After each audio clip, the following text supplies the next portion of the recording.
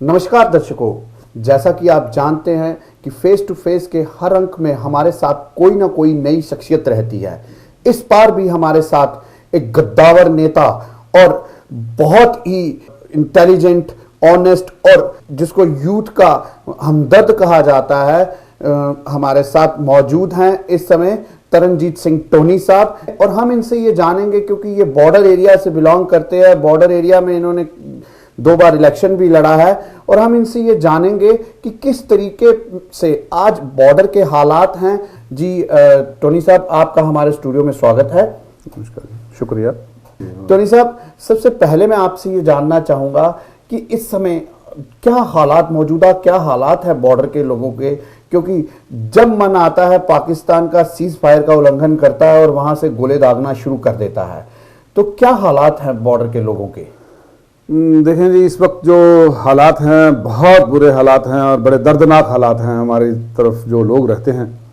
और मैं समझता हूं कि इस वक्त ज़रूरत है कुछ गवर्नमेंट की तरफ के एक्शन की। जी देखिए कि एडमिनिस्ट्रेशन एक लाइव वायर की तरह है, कोई डाउट नहीं है, एडमिनिस्ट्रेशन बड़ी अच्छी है, वही डीसी होते हैं, वही डिवकाम अच्छा चल रहा है, एडमिनिस्ट्रेशन की तरफ से कोई ऐसी बात नहीं है। लेकिन जो गवर्नमेंट की तरफ से आना है ना, जी, जो माई बाप है गवर्नमेंट, वो मिसिंग है इस वक्त। जैसे पिछली दफा अगर फायरिंग हुई, कुछ लोगों की जान हताहत हुई, इमीडिएटली उमर अब्दुल्ला साहब चीफ मिनिस्टर थे, फौरी तौर पे गोलियों की बरसती हुई बरसात के अंदर जोड़ा फार्म एक स्टेशन है, आप कभी जरूर जाइए और विजिट कीजिएगा।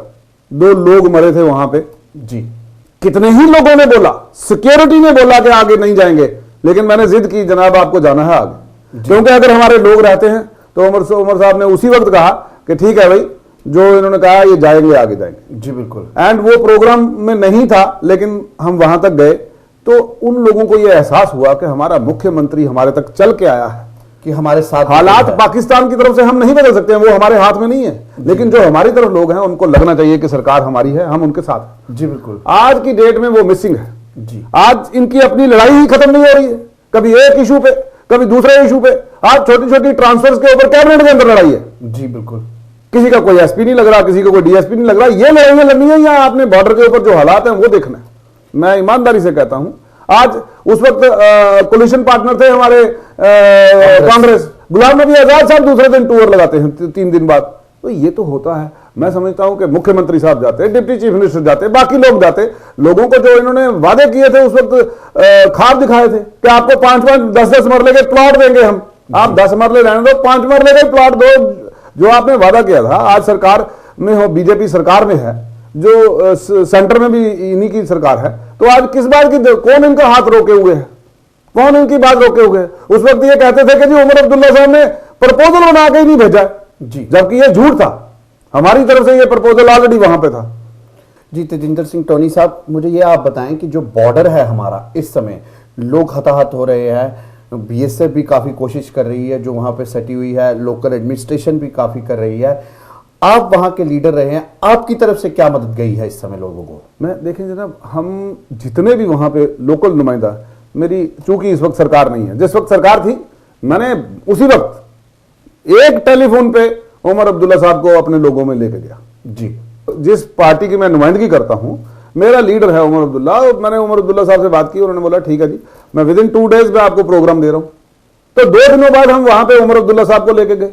जनाब, हमारी नेशनल कॉन्फ्रेंस की सरकार जो है वो मेजॉरिटी में, सेंटर में नहीं थी, हम एक पार्ट थे कोलिशन का, लेकिन हमने जो हमसे बन पड़ता था हमने किया है उस वक्त। लेकिन मैं याद कराना चाहता हूं बीजेपी के उन लोगों को जिन्होंने अमित शाह को आरएसपुरा में बुलाया और उस वक्त ये कहा कि नहीं जी आप हम 5-5 मरले के प्लॉट दें और लोग अपने राशन कार्ड लेके आए, और उस मुद्दे के ऊपर इन लोगों को बुलाया। इन्होंने कहा कि जनाब जो जमीन, जो तारबंदी है, ये हम बिल्कुल फेंस पे ले जाएंगे, 0 लाइन पे ले जाएंगे जी, क्योंकि आज हजारों एकड़ जमीन जो बॉर्डर के आगे है जनाब, तार के आगे है, और उसके आगे वाइल्ड बोर जो है वो इतना ज्यादा हो चुका है कि मेरे नेकवाल में कई लोगों की जानें गई हैं वाइल्ड बोर के अटैक से जी, जंगली सुअर के अटैक से लोगों की जानें गई हैं। गुप्ता साहब, आप यकीन जानिए कि ये बहुत सारे ऐसे मुद्दे हैं जिनसे हमारा आज कल्टीवेशन के लायक नहीं रही। सरकार नेशनल कॉन्फ्रेंस की आई 1996 में, तो जनाब पहला ऑर्डर किया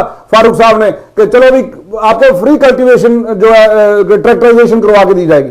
कहां है ये सरकार? बने हुए कितने दिन हो गए हैं? कभी कोई मुद्दा लेके ले जाते हैं, कभी कोई किसी और मुद्दे पे ये लोगों का ध्यान बांटने के लिए वो पीडीपी को वही सूट कर रहा है, बीजेपी को भी वही सूट कर रहा है। जी टोनी जी बिल्कुल ठीक कह रहे हैं आप। छोटे शब्दों में आपका कहना यह है कि कहीं ना कहीं सरकार नाम का वर्ड मिसिंग है।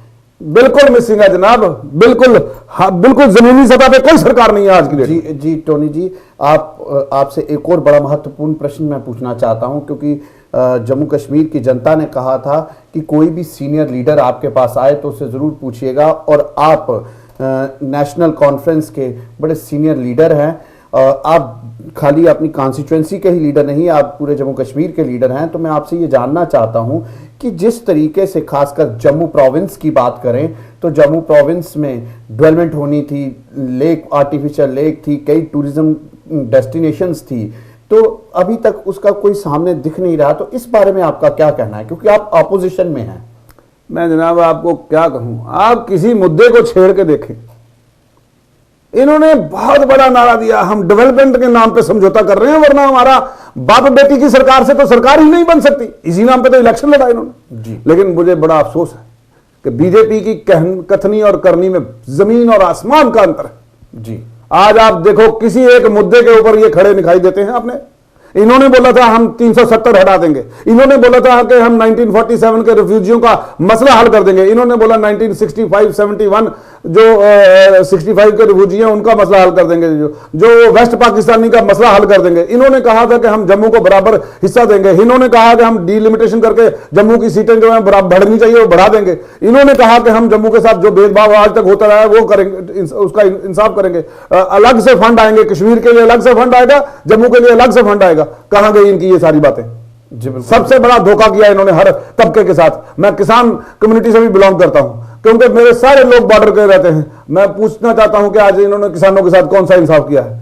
एक फसल आप मौसम की वजह से मारी गई है, दूसरी आज पाकिस्तान की फायरिंग की वजह से हम अपनी फसल नहीं काट पा रहे हैं। फसल नहीं कटेगी जनाब जब अगर थोड़ा सा मौका मिलता है, पाकिस्तान की फायरिंग की वजह से कट नहीं रही, उसके बाद मौसम खराब हो रहा है। आप सोचिए जनाब, हमारे पास चौतरफा मुसीबतें हैं, लेकिन बीजेपी टच से मस नहीं है। उनको पता है, उन्होंने सारे मुद्दे सरेंडर कर दिए हैं। सिर्फ सरकार में आने का उनका एक मुद्दा था जो 47 से आज तक उनका पूरा नहीं हुआ था। लेकिन मुबारक है मुफ्ती साहब को कि मुफ्ती साहब ने बीजेपी को और आरएसएस का वो सपना भी सच कर दिया जो शायद जम्मू कश्मीर में कभी सच नहीं होता। लेकिन मुफ्ती साहब को ये क्रेडिट जाता है कि उन्होंने बीजेपी का ये सपना साकार कर दिया कि उनको पावर में ले आए, क्योंकि वो भी उतने ही हंगरी थे पावर के जितने बीजेपी थी, क्योंकि उनको भी नजर आ रहा था कि वो नहीं आ सकते। बिल्कुल टोनी साहब, इसके साथ ही जुड़ा हुआ एक और प्रश्न है, जिस तरीके से हमारे बिजनेस कम्युनिटी इस समय जम्मू में डैमेज है, क्योंकि ट्रेन जो है वो कटरा पहुंच गई है और यहाँ पे जो जितना भी श्रद्धालु या टूरिस्ट आता है वो सीधा माता वैष्णो देवी के दर्शन करके सीधा वापस निकल जाता है।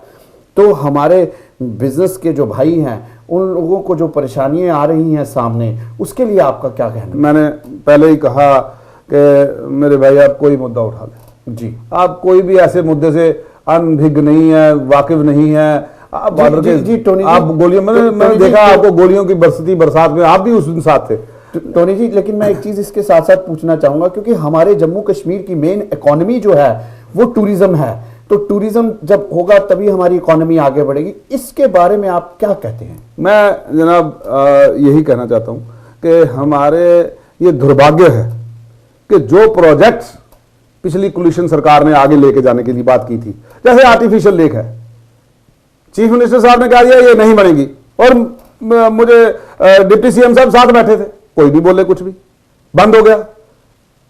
वो रोपवे का काम था, वो शुरू हुआ था नीचे से मुबारक मंडी से बागेबहू तक, वो वहीं का वहीं ठप हो गया। जो काम चल रहे थे वो बंद कर दिए हैं। ये कौन सी तरक्की लेके आई है बीजेपी यहां पर? मैं समझता हूं, मुझे बेहद अफसोस है।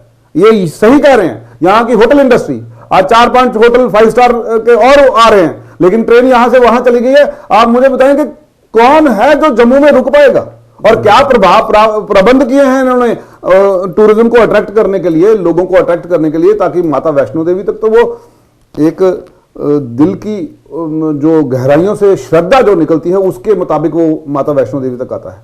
लेकिन क्या हमारी सरकार ने यह सोचा समझा कि जम्मू से रेल अब वो कटरा पहुंच गई है, तो हमने उनको कैसे बाकी हिस्सों में लेके जाना है उस टूरिस्ट किस को, तरीके से इसके टूरिज्म ऊपर को ड्राइव कोई करना है। भी जो एक मजबूत स्ट्रेटजी के तहत हमें काम करना चाहिए था। जो जम्मू की बाकी खूबसूरत जगहों को हमने दर्शकों तक पहुंचाना है या जो श्रद्धालु आते हैं उन तक पहुंचाना है, वो हम अपना काम नहीं कर पाई है। ये सरकार टोटल 0 मार्क्स देता हूं मैं इसको, इस मुद्दे के ऊपर कि जम्मू का ट्रेडर, जम्मू का बिजनेसमैन, आज जम्मू की इंडस्ट्री टोटल सफरिंग एंड पर है और बाकी जो है सरकार का उस तरफ कोई ध्यान नहीं।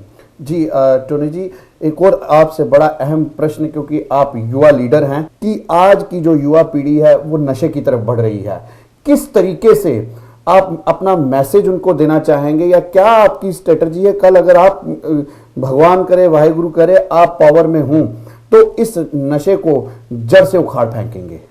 बेरोजगारी एक बहुत बड़ी अलामत है जिसमें वेरियस एस्पेक्ट्स हैं उसके इस तरफ जाने के, लेकिन उसमें बहुत सारा जो है वो हमारा मॉरल एजुकेशन जो है, जो स्कूल्स में मिसिंग है।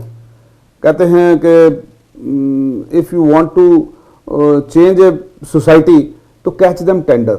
जी, जब मैं अब इस स्वभाव का बन चुका हूं तो मुझे अब बदलना मुश्किल है, लेकिन अगर मुझे कोई दूसरे स्वभाव में, मैं शुरू से एक फायर ब्रांड स्टूडेंट लीडर का तगमा लगा, वो आज तक वही लगा रहा, हम उससे शायद उस प्रोस्पेक्ट से बाहर नहीं आ पाए। क्यों? कारण वो तो ये था कि हमें चाहिए था कि इंस्टेंट जस्टिस होना चाहिए। मेरी प्रवृत्ति ऐसी है, मेरा नेचर है कि मैं चाहता हूं कि इमीडिएटली इंसाफ हो। जो 70 साल से आज आज़ादी के इंतजार कर रहा है, मेरे साथ इंसाफ हो। मैंने आज ही एक बड़ा खूबसूरत कैप्शन था और उस पर फेसबुक पे गया कि हम घरों में जो और ढाबों में या आगे पीछे जिनको छोटू के नाम से पुकारते हैं, जो छोटू ये काम कर दो, अक्सर असल में देखा जाए तो वो अपने घर के बड़े होते हैं। जी बिल्कुल, वो घर की हाथ बटाने निकल पड़ते हैं उस उम्र में। तो ये जनाब आप देखो, कुछ लोग तो हम ये जरूर कहते हैं कि चाइल्ड लेबर ना हो, लेकिन उसका कोई प्रबंध नहीं कर रहे हैं कि यार उस गरीब के घर में रोटी कैसे जाए। अगर रोटी जाएगी तो लेबर बंद होगी, लेबर बंद, अगर रोटी नहीं जाएगी तो लेबर कैसे बंद? जी बिल्कुल सही, कैसे बंद होगी? तो आप मुझे देख रहे हैं, it is a survival of the fittest वाली बात यहाँ पे लागू होती है। हम कुछ ऐसे प्रावधान जिन पे कोई बंदिश होनी चाहिए। अब सरकार को वो मॉरल एजुकेशन की तरफ भी ध्यान देना चाहिए कि जो स्कूलों में जो हो, हमारी जो सोसाइटी जो है, और उसका मैं अपील भी करूंगा नौजवानों से कि ये शुरू में ये अच्छा लगता है, लेकिन जब दलदल में घुस जाओ फिर ये दलदल छोड़ती नहीं है इंसान को। नौजवानों को भी समझना चाहिए कि ये मील के पत्थर की तरह है, उस पर लिखा होता है कि स्पीड लिमिट इतनी है, लेकिन उसको पढ़ के समझने की जरूरत है। अगर हर जगह लिखा है smoking is injurious for health, drinking injurious for health, but अब लोगों को भी समझना चाहिए, उनको भी समझना चाहिए। जरूरी नहीं है कि उंगली पकड़ के कोई सड़क पार कराए। आपको भी समझना चाहिए नौजवानों को कि भाई आने वाले वक्त में अगर आप इसी नशे में जाते रहेंगे तो मुस्तकबिल है इस देश का, आपको भी अपनी जिम्मेदारी लेनी होगी। क्योंकि जो बात जैसे अब एक नई दिशा में सोच चली कि भाई हमें स्वच्छ अभियान की तरफ, तो मैं समझता हूं उसको पार्टी पॉलिटिक्स से ऊपर उठ के सभी ने अपनाया है, तो उसको आगे लेके जाना है। जी बिल्कुल सही कह रहे हैं। लेकिन तजिंदर जी, इस बातें तो बहुत ज्यादा हैं हमारे पास, लेकिन वक्त की कमी होने के कारण अगर कुछ कहना चाहते हैं आप तो जरूर कहिएगा, लेकिन क्योंकि हमारे पास वक्त बहुत कम है। मैं यही कहूंगा कि भगवान करे कि ये पाकिस्तान को भी अकल आए और हिंदुस्तान भी जिस जो बातचीत का रास्ता है उसको और बड़े पैमाने से खोले। क्योंकि अगर बातचीत की जब बात बंद होने की बात आती है तो सबसे ज्यादा कोई डरता है तो वो बॉर्डर पे रहने वाला, बॉर्डर का रहने वाला वो डरता है। मैं चाहता हूं कि दोनों देश जो हैं इस तरफ पहल करें। इसमें कोई हर्ज नहीं होगा कि कौन पहल करता है, लेकिन पहल करें और ये बातचीत शुरू हो ताकि बॉर्डर पे जो है सुख शांति हो, ताकि लोग अपने घरों में सेफ रह सकें। यही एक अपील है। बाकी मैं समझता हूं कि आपके सामने हैं सारे हालात, उसको दोबारा दोहराने की जरूरत नहीं है। लेकिन सरकार की तरफ से हम पूरी तरह से निराश हो चुके हैं। अब रब ही है, उसी की दरगाह में अपील करते हैं, वो वाहिगुरु, वो भगवान, वो अल्लाह करे कि हमारे मुल्क में और हमारी रियासत में पीस आए। जी बिल्कुल। तेजिंदर सिंह टोनी साहब, आपका हमारे स्टूडियो में आने के लिए बहुत बहुत धन्यवाद। दर्शकों, इसी के साथ आपसे इजाजत लेंगे, तब तक के लिए धन्यवाद। फिर हाजिर होंगे नए एपिसोड में। तब तक के लिए धन्यवाद।